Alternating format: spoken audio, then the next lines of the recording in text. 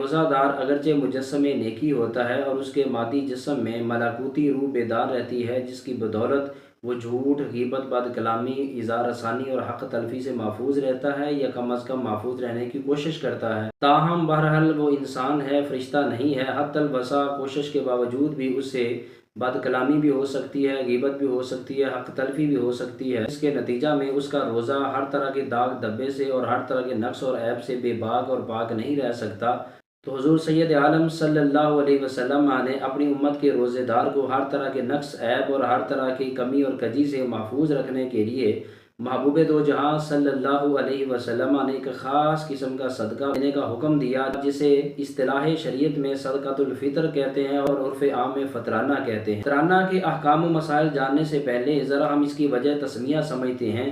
فطرانہ کا جو لفظ ہے یہ فطر سے بنا ہے اور اسی سے افطار بنا ہے۔ روزہ دار جب صبح سحری کرتا ہے اور وقت گزرتے گزرتے جب وقت مغرب آتا ہے تو وہ روزہ مکمل کرتا ہے، افطار کرتا ہے، تو اس لیے اسے افطاری کہتے ہیں۔ تو اسی طرح جب ماہ رمضان المبارک مکمل ہو جاتا ہے اور یکم شوال کا جو دن ہوتا ہے اسے عید الفطر کہتے ہیں۔ تو یہ افطار اور فطر اس کا معنی ہوتا ہے مکمل کرنا، تکمیل کرنا، تتمہ کرنا۔ تو اسی سے ہی صدقۃ الفطر بنا ہے کہ جب روزہ دار اپنے روزے مکمل کر لیتا ہے تو ان روزوں کے اندر پیدا ہونے والے نقص اور عیب اور ہر طرح کی کمی اور کجی کو دور کرنے کے لیے فرمان مصطفیٰ صلی اللہ علیہ وسلم پر عمل کرتے ہوئے وہ ایک خاص قسم کا صدقہ دیتا ہے، جسے اصطلاح شریعت کے اندر صدقۃ الفطر اور عرف عام میں اسے فطرانہ کہتے ہیں۔ چنانچہ الترغیب و ترہیب میں آتا ہے صوم شہر رمضان معلق بین السماء والارض ولا یرفع الا بزکوۃ الفطر، یعنی رمضان المبارک کے روزے زمین و آسمان کے درمیان معلق رہتے ہیں۔ معلق بین السماء والارض، زمین و آسمان کے درمیان وہ معلق رہتے ہیں جب تک روزہ دار کی طرف سے صدقہ فطر نہیں دے دیا جاتا، اور جب روزہ دار صدقہ فطر دیتا ہے تو اس کی وجہ سے اللہ رب العزت اس کے روزے کو بارگاہ خداوندی کے اندر مقام قبولیت عطا فرماتا ہے۔ اور اس کے شرعی حکم کے حوالے سے سنن ابی داؤد اور ابن ماجہ کی حدیث ہے، رسول اللہ صلی اللہ علیہ وسلم نے ارشاد فرمایا، فرض رسول اللہ صلی اللہ علیہ وسلم زکوٰۃ الفطر طہرۃ للصائمین من اللغو والرفث۔ رسول اللہ صلی اللہ علیہ وسلم نے اپنی امت پر صدقۃ الفطر یعنی فطرانہ کو فرض کیا ہے تاکہ اس کا روزہ ہر طرح کے فحش اور ہر طرح کے رفث سے محفوظ رہ سکے، پاک رہ سکے۔ تو یہاں پر یہ بات ذہن میں رکھیں کہ یہ فرض رسول اللہ کا جو لفظ آیا ہے، یہاں لفظ فرض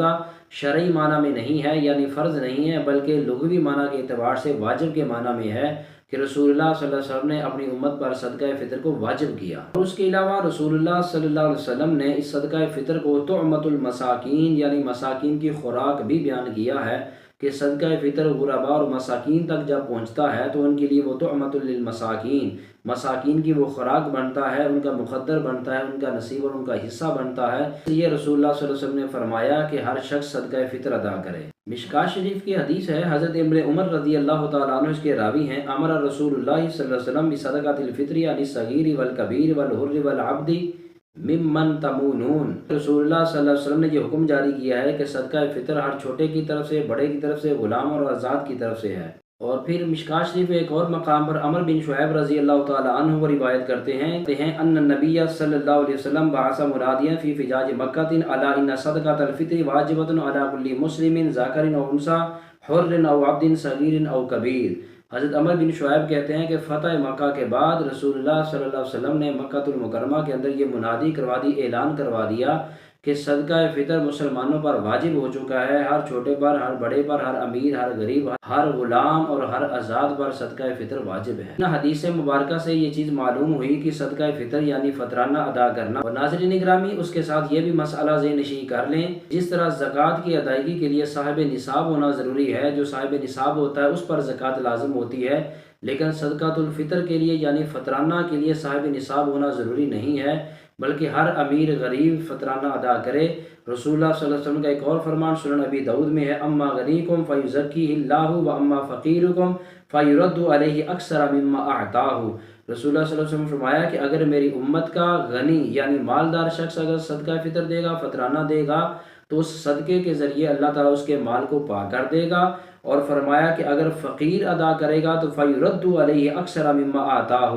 کہ پھر وہ جتنا فطرانہ ادا کرے گا اللہ رب العزت اور لوگوں کے ذریعے اس کے مال کو اس کی طرف لوٹا دے گا۔ اور آخر میں صرف اتنا ہم جان لیتے ہیں کہ صدقہ فطر ہر اس شخص پر دینا لازم ہے کہ جس کے پاس عید الفطر کے دن اپنے بچوں کی ضروریات پوری کرنے کے بعد اتنا مال باقی بچتا ہے کہ وہ ایک شخص کی طرف سے صدقہ فطر دے دے تو اس پر صدقہ فطر دینا، فطرانہ دینا لازم ہے۔ حاضرین گرامی، آج کی اس مختصر سی ویڈیو میں ہم نے صدقۃ الفطر کا تعارف، اس کی وجہ تسمیہ، اس کی شرعی حجت، احکام و مسائل بیان کیے ہیں۔ اگلی ویڈیو کے اندر انشاءاللہ تعالی ہم اس کی شرح بیان کریں گے کہ صدقۃ الفطر یعنی فطرانہ ہر فرد کی طرف سے پر ہیڈ کتنا بنتا ہے، کس کو دینا ہے، کب دینا ہے اور اس کی ادائیگی کا طریقہ کار کیا ہے۔